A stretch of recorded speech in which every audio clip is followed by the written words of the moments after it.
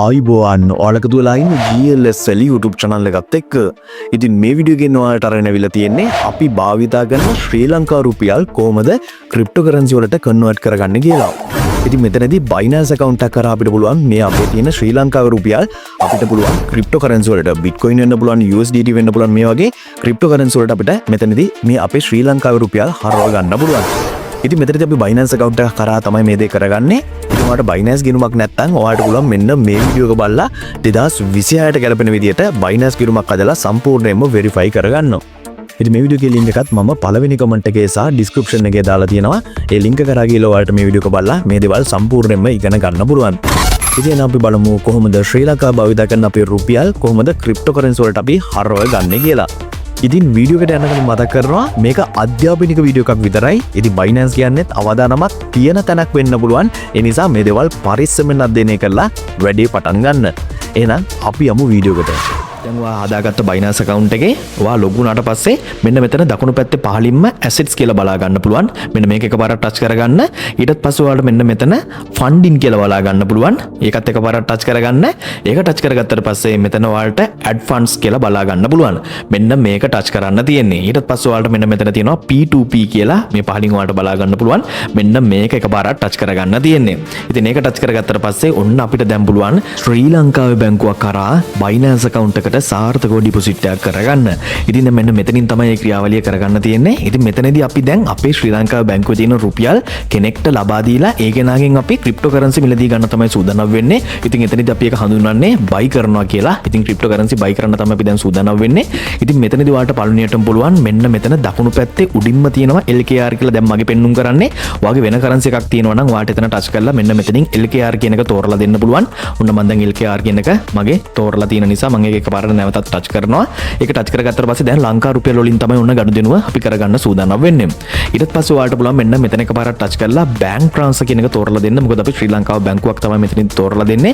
ඒක නිසා මේ විදිහට ඒක ටච් කරලා ඔයාලට මෙතනින් confirm කරගන්න පුළුවන්. හරි. දැන් ඔයාලට බලා ගන්න පුළුවන් මේ වෙලාවේ අපිට ක්‍රිප්ටෝකරන්සි විකුණන අය මෙතන පෙන්නුම් කරනවා. ඉතින් මෙතන කිහිප දෙනෙක් ඉන්නවා. හැබැයි යාලා අපිට අවශ්‍ය ගාණ නෙවෙයි වෙන්න පුළුවන් විකුණන්නේ. ඒක නිසා ඔයාලට මෙතන amount කියන තැන එකපාරට ටච් කරන්න පුළුවන්. මොකද මේ amount කියන තැනින් අපිට අවශ්‍ය මුදල අපිට මෙතනට ඇතුළත් කරලා ඒ කෙනෙක්ව හොයාගන්න පහසුකම අපිට එතනදී ලබා දීලා තියෙනවා. ඒක නිසා ඔයාලට මෙන්න මේ දේවල් බලවල ඉන්න අවශ්‍ය නැහැ. ඔයාලට පුළුවන් මෙන්න මෙතන amount කියන තැන කෙලින්ම ටච් කරලා එතනට ඔයාලට අවශ්‍ය මුදල. දැන් මම මෙතන රුපියල් 10000ක ක්‍රිප්ටෝකරන්සි මිලදී ගන්න තමයි සූදානම් වෙන්නේ. ඒක නිසා මෙතන 10000ක් කියලා ඇතුළත් කරලා මෙතන පහළ තියෙන confirm කියන බටන් එක එකපාරට ටච් කරගන්නවා. ඊට පස්සේ මෙන්න මේ විදිහට බලා ගන්න පුළුවන් මේ වෙලාවේ රුපියල් 10000ක අපිට ක්‍රිප්ටෝකරන්සි විකුණන අය මෙතන පෙන්නුම් කරනවා. ඉතින් මෙතනින් අපිට පුළුවන් කැමති කෙනෙක් තෝරගන්න. ඉතින් ඒ කෙනාගේ feedback අපි අනිවාර්යයෙන්ම බලන්න ඕනේ. ඒ කෙනා වංචනික කෙනෙක්ද එහෙම නැත්නම් හරියට වෙලාවටම ගනුදෙනු කරන තවත් ගොඩක් දෙනෙක් එයාව රිකමන්ඩ් කරලා තියෙන කෙනෙක් නම් අපිට බය නැතුව යත් එක්ක ගනුදෙනු කරන්න උනත් පුළුවන්. ඒක නිසා ඒ වගේ කෙනෙක් අපි තෝරගන්න ඕන වංචනිකයන්ට අසු වෙන්නේ නැතුව. හරි. එහෙනම් අපි බලමු ඒ වගේ හොඳ කෙනෙක් කොහොමද නිවැරදිව තෝරගන්නේ කියලා. ඉතින් මෙතනදී අපි පළවෙනියටම කරන්න ඕන දේ තමයි අපි රුපියල් ලබා දීලා අපි බලාපොරොත්තු වෙන කරන්සි එක මොකක්ද කියලා මෙතනදී තෝරලා දෙන එක. ඒ කියන්නේ මම දැන් මෙතනදී මගේ රුපියල් 10000ක ලබා දීලා මම USDT තමයි ලබා ගන්න බලාපොරොත්තු වෙන්නේ. ඒක නිසා මම මෙන්න මෙතන වම් පැත්තේ උඩින්ම තියෙන USDT කියන කරන්සි එක තමයි මෙතනදී තෝරලා දීලා තියෙන්නේ. ඉතින් ඔයාට අවශ්‍ය වෙනත් කරන්සි එකක් නම් ඔයාට ඒ කරන්සි එක මෙතනින් තෝරලා දෙන්න පුළුවන්. නමුත් මම නම් රෙකමන්ඩ් කරන්නේ ඔයා USDT වලින්ම මුදල් ලබා ගන්න වග බලා ගන්න. ඉතින් ඊට පස්සේ ඔයා USDT වලින් මුදල් ලබා ගත්තට පස්සේ ඔයාට පුළුවන් මේක අවශ්‍යයි නම් Bitcoin වලට එහෙම නැත්නම් වෙනත් coin එකකට එහෙම නැත්නම් වෙනත් token එකකට උනත් ඔයාට ඒක හරව ගන්න පුළුවන්. ඉතින් ඒක හරිම සරලයි. ඉතින් ඒ සම්බන්ධව මම වීඩියෝස් කරලා තියෙන්නේ. ඒක නිසා බය නැතුව ඔයාට මේ වීඩියෝස් බලලා උනත් ඒ දේවල් ඉගෙන ගන්න පුළුවන්. හරි. දැන් මම මේ විදිහට USDT වලින් මම මේ මුදල් ලබා ගන්න නිසා මෙතන USDT කියන එක තෝරලා දීලා මෙතනින් හොඳ කෙනෙක්ව තෝරගන්න තමයි සූදානම් වෙන්නේ. ඉතින් මෙතන ඔයාලට බලා ගන්න පුළුවන් මෙයාලා මේ amount එකක් පෙන්නුම් කරනවා. ඒ කියන්නේ ඩොලර් එකක් සඳහා අපෙන් රුපියල් මෙයාලා කීයක් ලබා ගන්නවද කියලා. මේ ඩොලර් එකක් සඳහා මෙයා රුපියල් 311.75ක් ලබා ගන්නවා. අනිත් කෙනා ඔයාලට බලා ගන්න පුළුවන් 311.79ක් 312.25ක්. ඔය විදිහට අපේ රුපියල් ලබාගෙන ඩොලර් එකක් සඳහා අපෙන් අය වෙන මුදල මෙතනදී මෙයාලා මේ විදිහට පෙන්නුම් කරලා තියෙනවා. හරි. දැන් මම මෙන්න මෙතනින් ඔයාලට කෙනෙක්ව තෝරලා පෙන්නන්නම්. ඔයාට බලා ගන්න පුළුවන් මෙතන මේ P2P කවි කියන කෙනාගේ ෆීඩ්බැක්. ඔයාට මෙතන බලා ගන්න පුළුවන් 100%ක් මෙයාගේ හොඳ තමයි තියෙන්නේ කියලා මෙතන සඳහන් කරනවා. මම ඒක නිසා එයාගේ ප්‍රොෆයිල් එක ඇතුළට ගිහිල්ලා පෙන්නන්නම්. මෙන්න මෙතන එයාගේ ප්‍රොෆයිල් එක එකපාරක් ටච් කරපුවාම මෙන්න මේ විදිහට ෆීඩ්බැක් කියන එකට යන්න පුළුවන්. එතන ඔයාට බලා ගන්න පුළුවන් එයාගේ නෙගටිව් ෆීඩ්බැක් එකක්වත් නැහැ. ඒ කියන්නේ නරක විදියට කවුරුත් කමෙන්ට් කරලා නැහැ. එයාගේ හොඳ ෆීඩ්බැක් විතරයි තියෙන්නේ. ඒ කියන්නේ පොසිටිව් ෆීඩ්බැක් විතරමයි තියෙන්නේ. ඉතින් ඒ වගේ තව කෙනෙක් මම ඔයාලට මේ විදිහට පහළට ගිහිල්ලා පෙන්නන්නම්. ඉතින් මේ විදිහට ඔයාලට බලන්න පුළුවන් මේ 190 80 ගණන් වල ඉන්න අයත් ඉන්නවා. අපිට 100%ක්ම හොඳ කෙනෙක් තෝරගන්න අවශ්‍යයි. ඉතින් මම ඔයාලට පෙන්වන්න අවශ්‍ය නිසා තව කෙනෙක්ව තෝරගන්න මෙන්න මෙයාව මම ඔයාලට පෙන්වන්නම්. එයාගේ ප්‍රොෆයිල් එක ටච් කරලා පස්සේ ෆීඩ්බැක් ඔයාලට බලා ගන්න පුළුවන් මේ එයාගෙත් නෙගටිව් ෆීඩ්බැක් නැහැ. එයාගෙත් හොඳ ෆීඩ්බැක් විතරයි තියෙන්නේ. ඉතින් මම ඒ කෙනාගේ මෙන්න මෙතන බයි කියන තැන එකපාරක් ටච් කරගන්නවා. මම ඒ කෙනා හරහා වට කරලා පෙන්නන්නම්. ඊට පස්සේ මෙන්න මේ විදිහට බලා ගන්න පුළුවන් අපෙන් රුපියල් 10000 කරගත්තාම එයා අපිට USDT වලින් USDT 31.9ක ප්‍රමාණයක් මෙතන ලබා දෙනවා කියලා සඳහන් කරලා තියෙනවා. ඉතින් ඔන්න ඔය විදිහට ඔයා ලබා දෙන මුදලට ඔයාට ලැබෙන මුදල මෙන්න මෙතනින් බලා ගන්න පුළුවන්. හරි. ඊට පස්සේ ඔයාලට පුළුවන් මෙතන place order කියලා තියෙනවා. ඒක එකපාරක් ටච් කරන්න. මම දැන් මේ විදිහට ඒක එකපාරක් මේ විදිහට ටච් කරගන්නවා. ඊට පස්සේ නැවතත් අපිට මේ විදිහට පෙන්නනවා අපි ලබා දෙන රුපියල් වලට අපිට USDT වලින් කොපමණ ප්‍රමාණයක් මෙතන ලබා දෙනවද කියලා. හරි. දැන් මේ විදිහට ඔන්න බලා ගන්න පුළුවන්. ඊට පස්සේ මෙන්න මෙතන chat කියලා තියෙනවා. ඒක ටච් කරලා ඔයාට මෙයත් එක්ක chat එකක් වුණත් දාන්න පුළුවන් අවශ්‍යයි නම්. ඉතින් ඒ වගේම හොඳට මතක තියාගන්න chat එකට ආවට පස්සේ උනත් ඔයාට මේ වගේ එයාගේ විස්තරයක් බලා ගන්න පුළුවන් අවස්ථාවක් තියෙනවා. එහෙම නැත්නම් එයාගේ ප්‍රොෆයිල් එකට ගියාපුවම මේ වගේ විස්තරයක් එයා ලබා දීලා ඇති.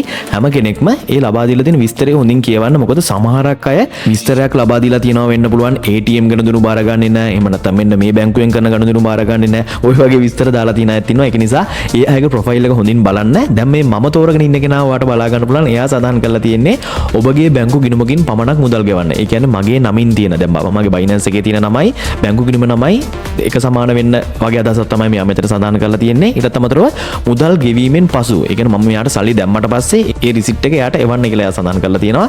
ඊටත් අමතරව මෙතන ඩිස්ක්‍රිප්ෂන් එකේ කියන්නේ පේමන්ට් එක කරද්දී අපිට ඩිස්ක්‍රිප්ෂන් කියලා එකක් තියෙනවා. එහෙම නැත්නම් රීමාර්ක් කියලා එකක් තියෙනවා. ඒකට අපේ නම ඇතුළත් කරගන්න කියන්නේ ඒ විදිහට නම ඇතුළත් කරාට පස්සේ රිසිට් එකට ඒ නම ඇතුළත් වෙනවා. ඒක නිසා ඒ විදිහට ඒ රිසිට් එකේ නම ඇතුළත් වුණාට පස්සේ ඒ රිසිට් එක මෙයාට එවන්න කියලා තමයි මෙයා මෙතනදී සඳහන් කරන්නේ. ඊටත් අමතරව අවසාන වශයෙන් එයා සඳහන් කරලා තියෙනවා I am online please pay. මම ඔන්ලයින් ඉන්නවා සල්ලි ට්‍රාන්ස්ෆර් කරන්න. ඒ කියන්නේ මෙයා සාමාන්‍යයෙන් ඔන්ලයින් ඉන්න කෙනෙක්. මෙයාගේ ෆීඩ්බැක් බලවම උනත් ඒක තමයි තේරෙන්නේ. ඒ කියන්නේ සාමාන්‍යයෙන් නරක කමෙන්ට් ෆීඩ්බැක් නැහැ.